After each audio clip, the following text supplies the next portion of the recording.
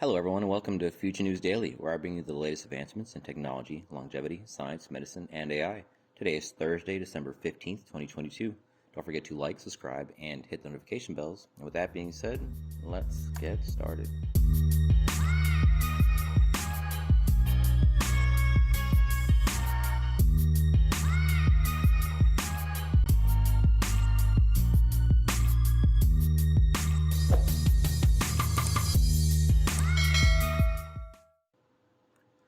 So first up today, I'm kind of adding on top of an article that I did a couple weeks back about the solar farms in space. So this is digging more into the logistics of that. So the title, Turning Science Fiction into Science, Fact, Space Solar Power Beaming. So in the 1940s, science fiction author Isaac Asimov theorized the concept of collecting the sun's energy in space, then beaming that energy down to Earth. Today, Northrop Grumman Space Solar Power Incremental Demonstrations and Research Project Team, that is a long title, is making that science fiction a reality with steady progress towards transmitting solar energy from space anywhere on Earth. So SSPIDR technology can be especially useful in forward operating and contested areas where warfighters need steady power to maintain mission operations. Harnessing solar power for use on Earth has enormous potential for communities where energy is scarce. For example, when military personnel establish a forward operating base on one of the most dangerous parts of the ground, ground operation is getting power. Convoys and supply lines, which are major targets for adversaries, are the usual methods to supply power. However, solar power beaming energy technology can provide constant, consistent, and logistically agile power to expeditionary forces operating in hard-to-reach areas, assuring power is transmitted via radio frequency from space and reducing reliance on fuel convoys and other energy generation methods. So, utilizing one of the company's test chambers specifically designed for radio frequency at its Baltimore manufacturing and test campus, the SSPIDR team successfully demonstrated the transmission of direct RF energy to a ground-based rectifying antenna, or rectenna, which is a critical milestone in the development of this pioneering technology. So they successfully did this energy transfer with radio frequency. So I'm hoping they tell us how long that took, potential loss of energy in that transmission, risks in intercepting that transmission, or the risks of being exposed to it. These are all questions that will probably be asked. So anyway, a critical milestone in the development of this pioneering technology. In this demonstration, engineers steered the RF energy to rectenna hardware, energizing a series of lights that indicated successful formation of an energy beam and conversion to useful electrical current. So, as part of this laboratory demonstration, engineers also showcased the ability to beam RF energy to multiple fixed points by electronically steering and controlling the power beam using active electronically scanned array capabilities. So, multiple fixed points, I wonder if that's simultaneous. So, again, a lot of questions.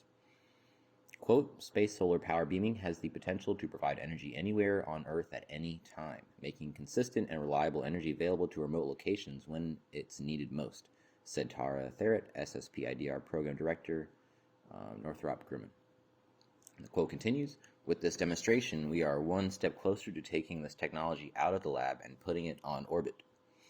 As ambitious as it is revolutionary, the SSPIDR project, which is under contract development partnership with the U.S. Air Force Research Laboratory, will utilize on-orbit, highly efficient photovoltaic cells to collect solar energy. This solar energy will then be converted into RF energy and beamed to a receiving station on Earth, like a power plant, but for space solar energy, where it will be converted to usable energy. Having successfully demonstrated the conversion of solar energy to transmittable RF energy and wireless beaming capabilities in laboratory environment, engineers are continuing to fine-tune the array to strengthen beaming steering capabilities. So what has for decades been a science fiction concept will soon be on its way to space-based demonstration, with AFRL's anticipated mission to launch in 2025, so only about 2 years away. So very promising, very exciting stuff. I think the potential for this is there's so many things we can't even think of that we would be using this for. Desalination, clean water. I mean, if you have just basically unlimited energy, I mean, we can scale this up virtually, infinitely, right? So this is saying, assuming it's not hard to get um, the commodities that are needed to make these panels, that's the only hurdle here, and getting them up there, which is getting cheaper and cheaper. So that should make, so if the number one input cost to most things is now zero, i.e. energy, you can do a lot of things in a lot of remote places that maybe right now are not as, benefiting of some technological advances as other places. Anyway, a lot to look into here. So anyway, moving on. So regenerative gene therapy for heart attack harnesses zebrafish tree elements. So first article I've seen about zebrafish, at least as of late. So let's see what's going on. So a team of Duke scientists studying how animals such as lizards and fish regrow damaged tissues has demonstrated the ability to control gene activity in response to injury, limiting it to a specific region of tissue and during a defined time window, rather than being continuously active in the entire organ. Their gene therapy approach harnessed zebrafish tissue regeneration enhancer elements, or trees, delivered systematically using adeno-associated viral vectors to direct the expression of genes in a mouse model of heart injury and improve cardiac function. All right. So skipping down, they love to put in this part that's like a whole paragraph of saying who the people are and what they do. So I'm just going to skip that part. So if humans are ever going to be able to regrow damaged tissues the way lizards and fish routinely do, it will require the precise control of gene expression in time and place to prevent random cells growing everywhere or creating a new body part that never quits growing. So stopping the regenerative process is just as important as starting it.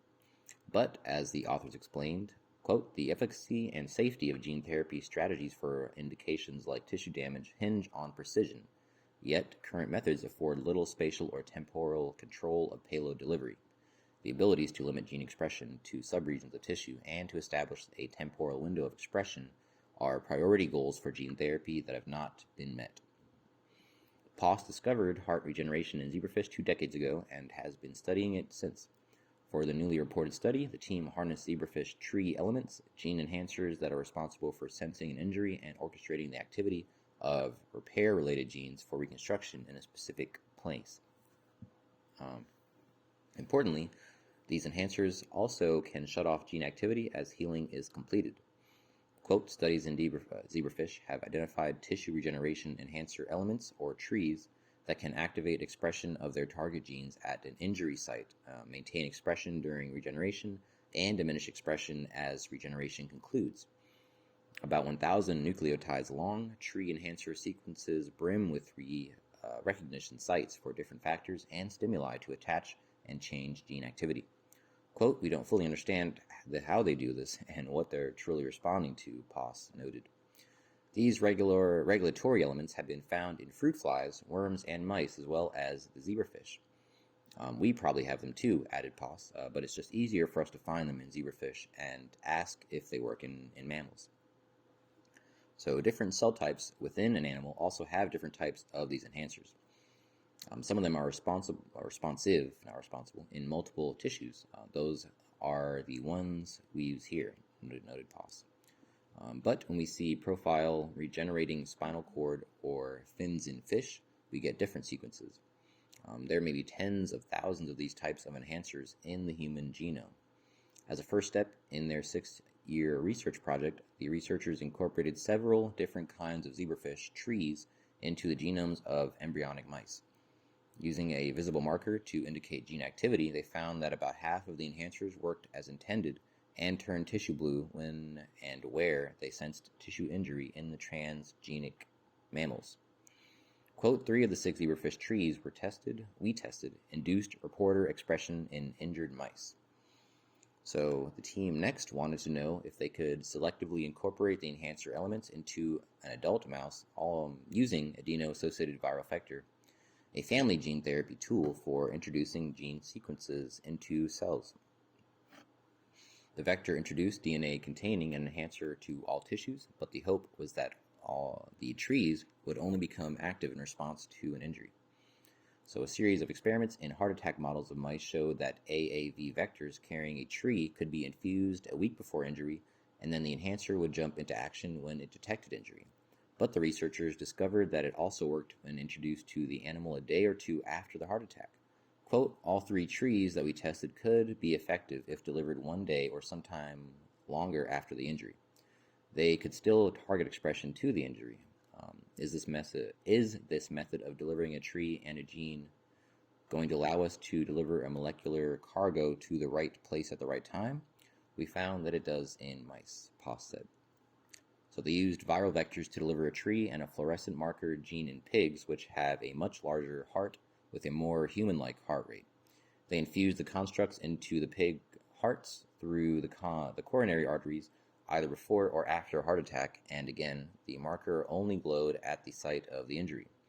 Quote, these findings indicate that zebrafish trees have broad cross-species effects and are capable of targeting gene expression to cardiac injury sites in large mammals, Poss and colleagues reported. Next, to see if the system could actually repair damage rather than just sensing damage and turning on a gene that lights up tissue, the investigators delivered a hyperactivated form of YAP, which is a powerful tissue growth gene that is implicated in cancer. The key question was whether this really potent hammer, quote unquote, that can make cell division run amok could be lassoed into working only in the right time and place.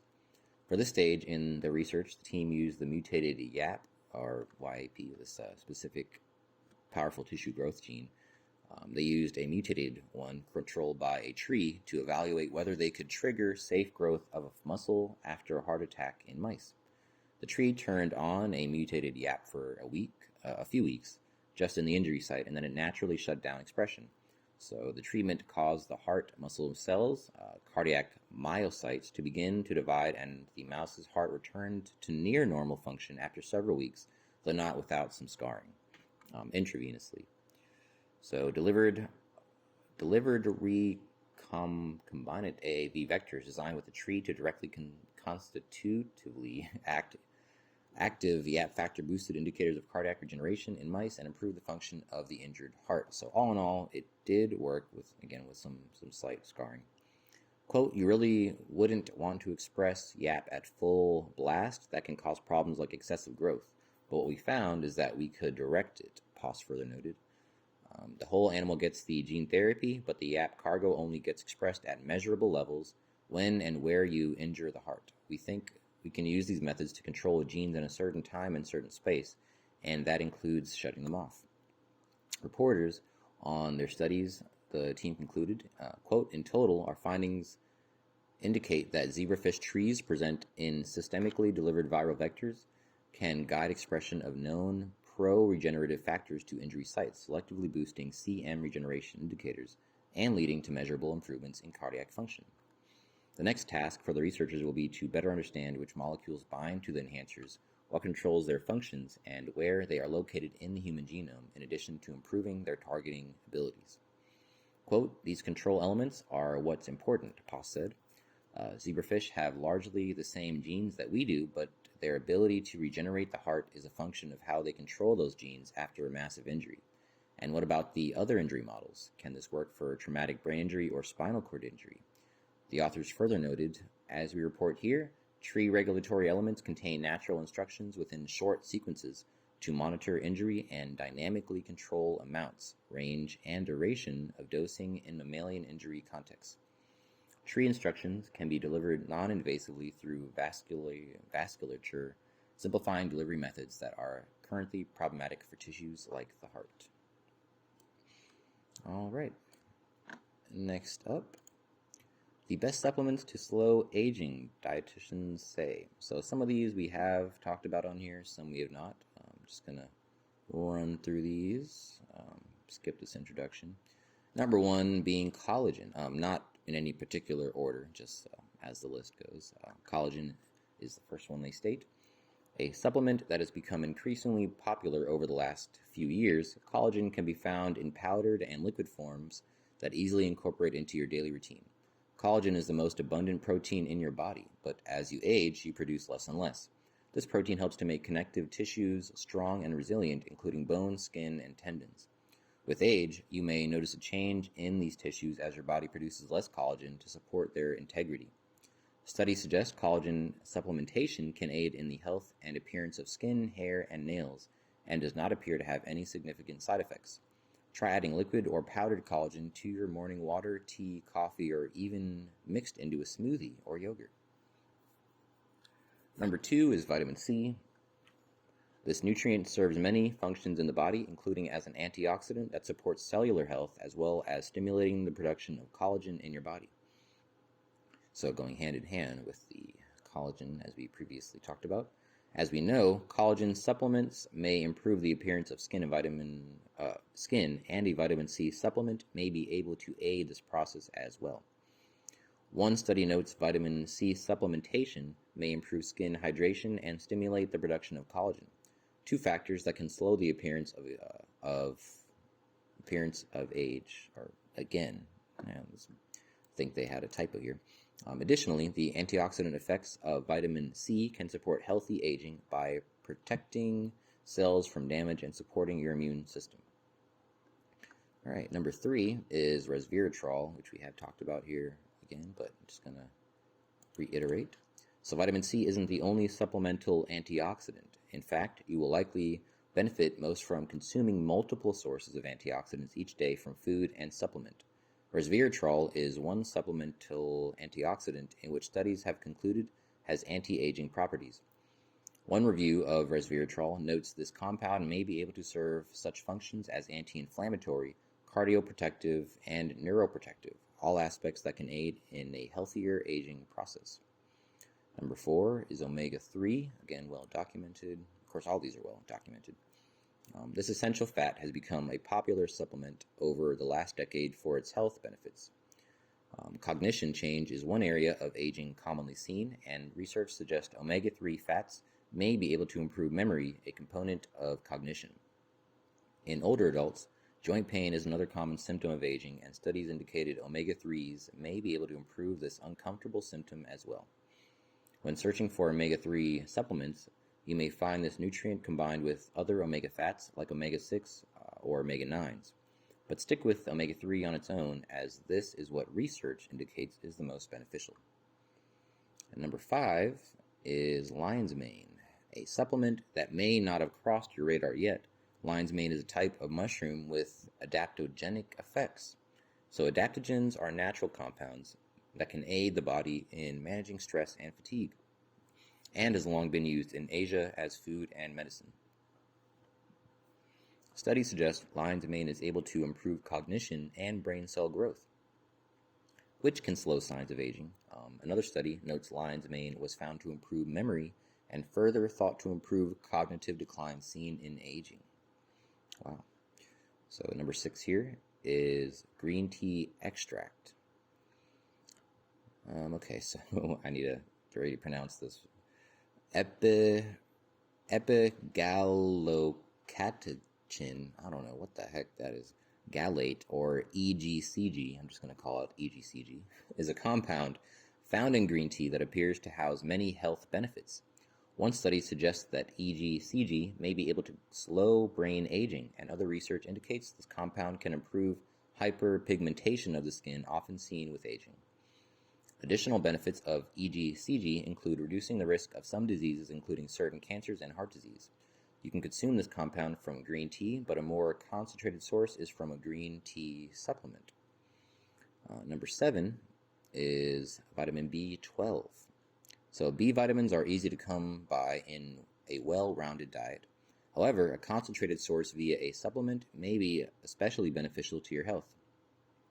As we age, we become less efficient at absorbing vitamin B12, and if a deficiency of this vitamin is prolonged, even side effects like anemia. Wow, that's an interesting one. So fatigue is another side effect of a B12 deficiency, a symptom commonly felt with aging. While there may be many factors related to low energy with aging, a B12 deficiency is an easy fix through supplementation. Okay, so that's the 7. So I'm just going to brush through them again real quickly. So collagen, again, for improving the skin, keeping that looking young, compounding that with vitamin C. Those kind of go hand in hand, as well as vitamin C being also antioxidant. So resveratrol also so they're kind of going hand in hand with each other. So you have collagen for the skin, vitamin C for the skin and antioxidant. You have resveratrol for antioxidant and anti-aging properties. You have omega-3 for memory and cognition. You have lion's mane for, again, memory and cognition, brain cell growth. You have green tea for, again, what is this? Hyperpigmentation. So again, for the skin. There was one more thing. Additional benefits, reducing the risk of some diseases, including certain cancers. So yeah, green tea is more antioxidant, anti-cancer. Again, for skin rejuvenation. And B12 really to supplement the natural deficiency that comes with aging. So, taking maybe a little bit of each of these every day or some kind of combination throughout the week seems like the best supplement routine. Of course, always talk to your whomever, doctor, etc. And does say fact check by Jordan Powers Willard, if that makes anyone feel better. All right, so the last one I have for you today is new Israeli tech could use light to control drugs. So this is I don't know what that means. So let's see what's going on. So researchers from Israel's Tel Aviv University developed a new technology that could lead to better control over the release of drugs in the human body by using ultraviolet light. The technology is inspired by the quote-unquote viral factories made by the measles virus when infecting a cell. True to their name, these compartments are made with the host cell containing the necessary material for making more viral particles. Recent studies have also shown that these viral factories are actually liquid-like structures. So, led by PhD student Itai Katzer, the researchers designed a peptide, which is a short protein, that formed compartments similar to the viral factories. A unique element was then added to the peptide, control of molecule encapsulation and release using UV light. Dr. Ayala Lampel, who supervised the research, explained, quote, "Our goal was to engineer liquid-like compartments from a complex of peptide and RNA molecules that will enable efficient encapsulation of various biomolecules while keeping their native structure." Quote, "We showed that by exposing the compartments to UV light and releasing the protecting group, we can control the release of encapsulated biomolecules. Another unique property of this system is the high permeability and loading capacity of the encapsulated molecules, which is limited in part by current technologies. This technology opens opportunities for biomedical and biotechnological applications, including encapsulation, delivery and release of drugs, protein, antibodies, or other therapeutic molecules." So it sounds like, I'm not sure, I guess it's more of a potential for time release things, I guess. Maybe once you've already, if the drugs are already in the body and you can kind of control the speed or frequency of how it's released, you might need less of it, and less of whatever respective drug, as you release kind of more of it in a slow, more methodical basis. Less of it gets lost, or I guess not lost, but not as useful if it's all dumped at once as a slow release.